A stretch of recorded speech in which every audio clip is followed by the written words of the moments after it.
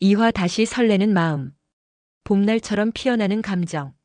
순자 씨가 완전히 회복된 후 일주일이 지났습니다. 두 사람의 관계는 전보다 훨씬 가까워져 있었어요.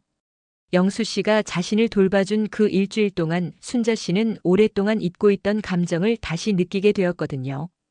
이제는 시장에서만 만나는 게 아니라 거의 매일 함께 시간을 보내고 있었습니다. 오전에는 함께 시장을 보고 오후에는 공원을 산책하거나 동네 카페에서 차를 마시며 이야기를 나누었어요. 순자 씨, 오늘 날씨가 참 좋네요. 영수 씨가 공원 벤치에 앉으며 말했습니다. 그러게요. 봄 같아요. 순자 씨도 옆에 앉으며 미소를 지었어요. 순자 씨와 함께 있으면 항상 봄 같아요. 이런 말을 들을 때마다 순자 씨는 가슴이 두근거렸습니다. 이런 감정을 다시 느낄 줄은 정말 몰랐거든요. 영수 씨는 참 말을 잘하세요. 진심이에요. 정말로. 영수 씨가 순자 씨의 손을 조심스럽게 잡았습니다. 순자 씨가 깜짝 놀랐지만 손을 빼지는 않았어요. 이런 게 맞나요? 우리 나이에. 순자 씨가 조심스럽게 물었습니다. 나이가 뭐가 중요해요? 마음이 중요하죠. 하지만 사람들이 뭐라고 할까요? 영수 씨가 순자 씨의 손을 더 꽉 잡았습니다. 순자 씨, 우리가 행복하면 되는 거 아닐까요? 순자 씨의 마음도 점점 확실해지고 있었어요. 하지만 여전히 조심스러웠습니다. 영수 씨, 저희 천천히 해요. 급하지 말고. 당연하죠. 저도 서두르지 않을게요. 이렇게 두 사람은 조심스럽지만 확실하게 서로를 향한 마음을 키워가고 있었어요. 며칠 후 영수 씨가 특별한 제안을 했습니다. 순자 씨, 이번 주말에 시간 되시면 함께 나들이 가실래요? 나들이요? 네. 버스 타고 바닷가라도 다녀오면 어떨까요? 날씨도 좋고. 순자 씨가 망설였습니다. 남편 돌아가신 후로는 멀리 나간 적이 없었거든요. 글쎄요. 혼자 다닌 지 오래되어서. 저와 함께니까 괜찮을 거예요. 그냥 당일치기로 다녀오는 거예요. 정말 괜찮을까요? 물론이죠. 저도 오래전부터 바다를 보고 싶었어요. 결국 순자 씨가 동의했습니다. 그럼 가볼까요? 정말요? 좋습니다. 영수 씨가 너무 기뻐하는 모습을 보니 순자 씨도 기분이 좋아졌어요. 주말이 되었습니다. 영수 씨는 새벽부터 일어나서 도시락까지 준비했어요. 서툴지만 정성껏 김밥을 말고 샌드위치도 만들었습니다. 순자 씨도 평소보다 더 신경 써서 옷을 입었어요. 밝은 색 블라우스에 깔끔한 치마, 그리고 남편이 사준 목걸이까지 했습니다. 어머, 순자 씨 오늘 정말 예쁘세요. 영수 씨가 감탄했습니다.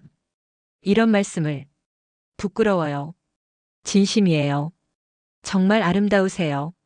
순자 씨가 얼굴이 빨갛게 달아올랐어요. 이런 칭찬을 들은 지가 얼마나 오래되었는지. 버스를 타고 바닷가로 향했습니다.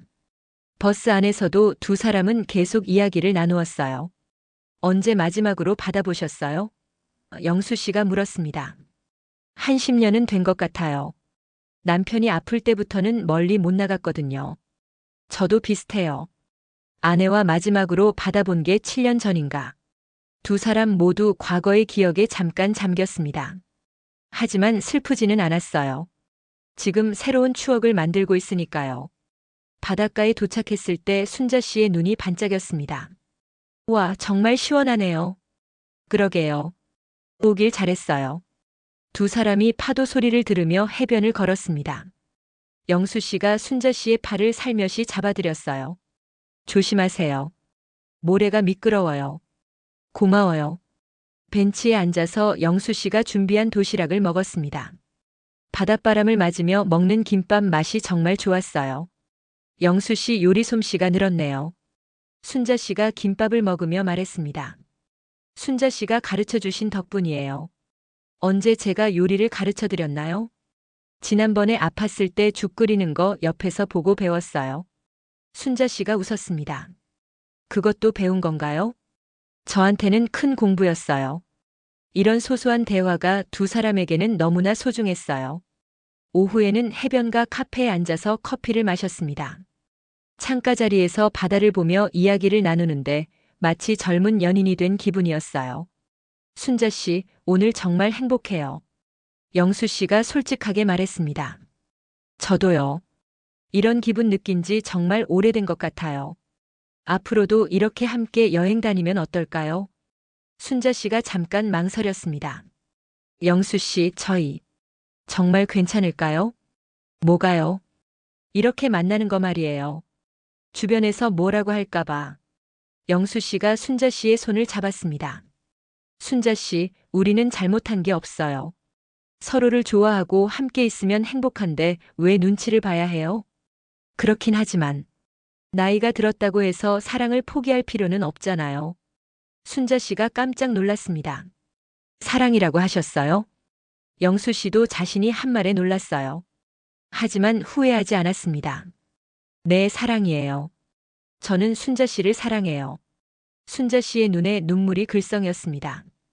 영수 씨, 순자 씨도 저에 대한 마음이 있으신가요? 순자 씨가 고개를 끄덕였습니다. 네, 있어요. 그 순간 두 사람 사이에는 전기 같은 감정이 흘렸어요. 드디어 서로의 마음을 확인한 거였거든요. 정말요? 영수 씨가 기뻐했습니다. 네. 영수 씨와 함께 있으면 다시 살아있는 기분이에요.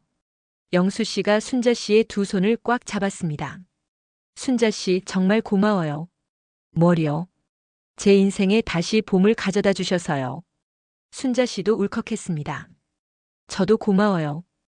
혼자라고 생각했는데. 두 사람이 바다를 바라보며 손을 잡고 앉아 있었어요. 나이는 들었지만 마음만큼은 20대 연인 같았습니다. 해가 질 무렵 집으로 돌아가는 버스에서 영수 씨가 말했습니다. 순자 씨, 앞으로 어떻게 할까요? 뭘요? 우리 관계 말이에요. 이제 서로 마음을 확인했으니까. 순자 씨가 고민했습니다. 아직은 조심스럽게 해요. 자식들에게 말하기 전에는 자식들에게 말씀하실 거예요? 언젠가는 해야죠. 계속 숨길 수는 없잖아요. 영수 씨가 걱정됐습니다. 자식분들이 반대하시면 어떻게 하죠? 그때 생각해봐요. 하지만 두 사람 모두 마음 한구석에는 불안함이 있었어요. 자식들이 과연 이해해줄까 하는 걱정이었죠. 집에 돌아온 순자 씨는 거울 앞에 서서 자신을 바라봤습니다. 오늘 하루 종일 얼굴에 미소가 떠나지 않았어요. 정말 이래도 되는 건가? 스스로 물어봤지만 답은 정해져 있었습니다. 행복한데 뭐가 문제야? 영수 씨도 마찬가지였어요. 집에 와서 오늘 찍은 사진들을 보며 혼자 웃고 있었습니다. 순자 씨가 정말 예쁘게 나왔네. 그날 밤 두 사람 모두 오랜만에 행복한 꿈을 꾸었어요. 다음 날부터는 더욱 당당하게 함께 다녔습니다. 이제 서로의 마음을 확인했으니까 숨길 필요도 없었거든요. 시장 상인들도 금세 눈치챘어요. 어머, 두 분 사이가 더 가까워지신 것 같네요. 생선장수 아주머니가 농담조로 말했습니다. 순자 씨가 부끄러워했지만 부정하지는 않았어요.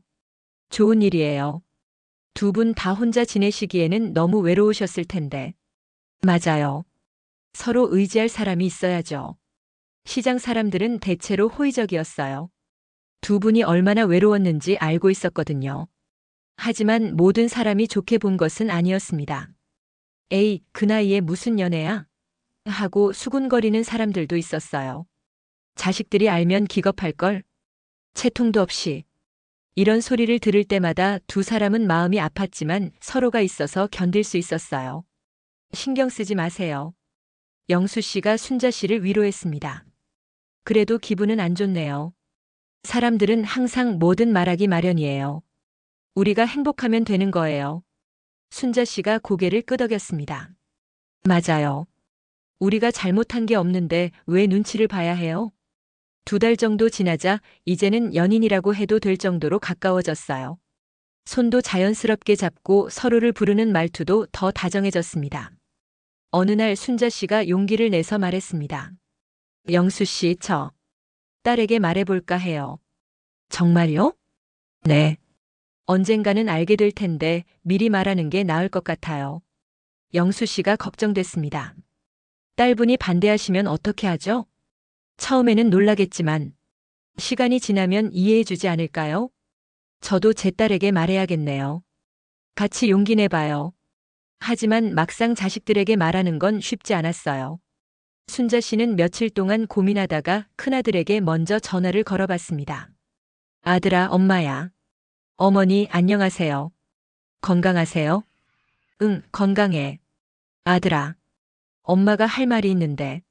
네, 뭐예요? 그게. 하지만 막상 말하려니 쉽지 않았어요. 어머니, 무슨 일이세요? 어디 아프세요? 아니야, 아픈 건 아니고. 다음에 얘기할게. 결국 말하지 못하고 전화를 끊어버렸어요. 영수 씨도 마찬가지였습니다. 딸에게 몇 번이나 전화를 걸어보려다가 포기했어요. 이렇게 말하기 어려운 일인지 몰랐어요. 영수 씨가 순자 씨에게 말했습니다. 저도요. 자식들이 어떻게 반응할지. 혹시 우리가 잘못 생각하고 있는 건 아닐까요? 순자 씨가 영수 씨의 손을 잡았습니다. 아니에요. 우리는 아무 잘못 없어요. 단지 서로를 좋아하고 함께 있고 싶을 뿐이에요. 맞아요. 우리가 행복한 게 잘못은 아니죠. 하지만 두 사람 모두 마음 한구석에는 불안함이 자리 잡고 있었어요. 곧 큰 시련이 닥칠 것이라는 걸 직감하고 있었거든요. 그런데 정말로 그들의 예감이 맞았습니다. 며칠 후 순자 씨의 둘째 아들이 갑자기 집에 찾아왔어요. 부산에서 일 때문에 올라온다며 엄마를 만나러 온 거였는데, 문제는 그 아들이 시장에서 순자 씨와 영수 씨가 함께 있는 모습을 목격한 것이었습니다. 엄마가 어떤 아저씨와 손을 잡고 다니더라고요. 둘째 아들이 큰아들에게 전화를 걸어서 말했습니다. 뭐? 엄마가? 네. 제가 직접 봤어요. 시장에서 아는 아저씨와 손을 잡고 걸어가시는데 큰아들이 충격을 받았습니다. 설마 그럴 리가. 엄마가 무슨. 형, 이거 어떻게 해야 해요? 혹시 사기꾼 같은 사람이 엄마를 노리는 건 아닐까요? 이 전화 한 통으로 순자 씨와 영수 씨의 평온한 일상에 큰 파란이 일기 시작했습니다. 과연 자식들은 부모의 새로운 사랑을 이해해 줄 수 있을까요? 마이너스 마이너스 마이너스. 오늘은 두 분의 사랑이 확실해지는 아름다운 과정을 지켜보셨습니다. 바닷가 나들이에서 서로의 마음을 확인하고 진정한 연인이 되어가는 모습이 얼마나 따뜻하고 설레는지요. 하지만 마지막에 둘째 아들이 목격한 장면으로 인해 큰 파란이 예고되고 있습니다. 과연 자식들은 어떤 반응을 보일까요? 다음 이야기에서 본격적인 갈등이 시작됩니다. 계속 지켜봐 주세요.